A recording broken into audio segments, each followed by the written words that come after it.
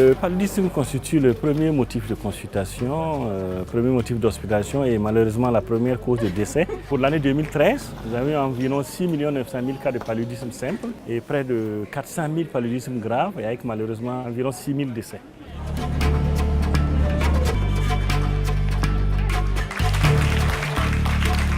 Qui a déjà eu le paludisme? J'ai eu une forte fièvre. On m'a mené au dispensaire, voir un agent de santé. Ceux qui disent qu'ils n'ont pas eu, ils mentent. Ils mentent. Même la maîtresse en a eu pour son compte. Oui, et c'est dur. Au Burkina, les 16, 17 millions de personnes que nous sommes, il n'y a personne qui n'a pas déjà attrapé le paludisme. La lutte contre le paludisme requiert un ensemble d'actions, des actions de prévention, des actions curatives. Pour cela, nous avons élaboré toute une série d'outils de types différents selon le type d'auditoire auquel nous nous adressons. Nous avons des outils pour les spécialistes du paludisme, pour les mettre à jour sur les dernières notions concernant la prise en charge de cette maladie. Nous avons des outils un tout petit peu plus simples pour les médecins de terrain, pour les infirmiers, pour les sages-femmes, pour les agents de santé communautaire et enfin pour les familles et pour les enfants.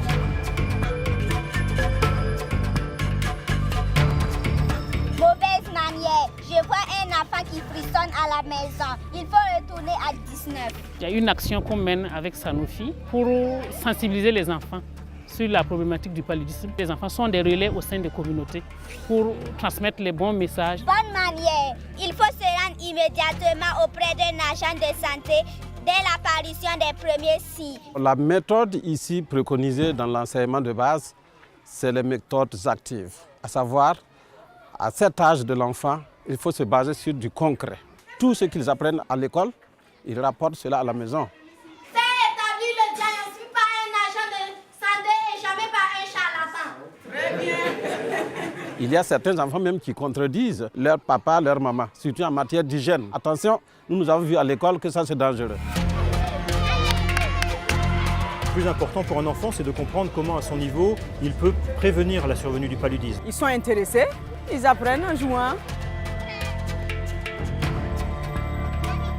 Il faut répéter les messages. Tous les jours, on doit dormir sous la moustiquaire, puisqu'on sait que le moustique est là, présent pendant toute l'année. En 2013, nous avons distribué près de 9 600 000 moustiquaires à l'ensemble de la population en raison d'une moustiquaire pour 2.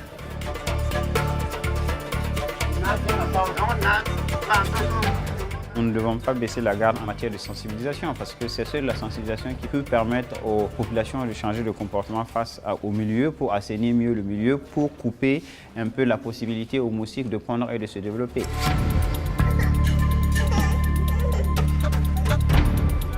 Le paludisme au Burkina Faso, comme dans beaucoup de pays de la région sahélienne, reste un problème majeur de santé publique.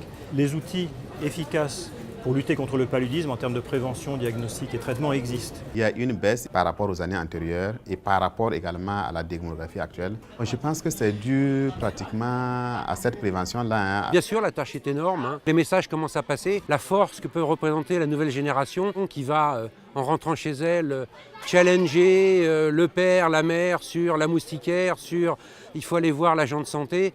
C'est avec la jeune génération qu'on va pouvoir continuer le combat et forcément le gagner.